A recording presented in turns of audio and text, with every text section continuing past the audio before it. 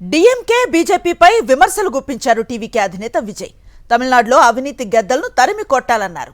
వచ్చే అసెంబ్లీ ఎన్నికల్లో తమిళనాడులో టీవీకే అధికారంలోకి వస్తుందని ధీమాను వ్యక్తం చేశారు. నేడు మూడో ఏడాదిలోకి ప్రవేశించింది విజయ్ పార్టీ టీవీకే. పార్టీ 3వ వ్యవస్థాపక దినోత్సవం సందర్భంగా చెన్నైలో టీవీకే కార్యాలయంలో పార్టీ జెండాను ఆవిష్కరించిన విజయ్ టీవీకే శ్రేణులను ఉద్దేశించి మాట్లాడారు. తన మాటలతో వారిలో ఉత్సాహాన్ని నింపారు. இருக்குதுன்னு அர்த்தம். என்னுடைய அம்மா, அக்கா, தங்கைகள், அண்ணன், தம்பிகள் டிவிகேக்கு ஓட்டு போடுறத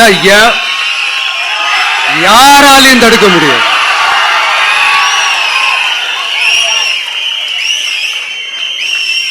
ரத்த சொந்தமா நம்மள நினைக்கிற நம்மளோட வகையராக்களை எந்த கட்சியாலையும் எவ்வளவு விலை கொடுத்தாலும் வாங்கவே முடியாது.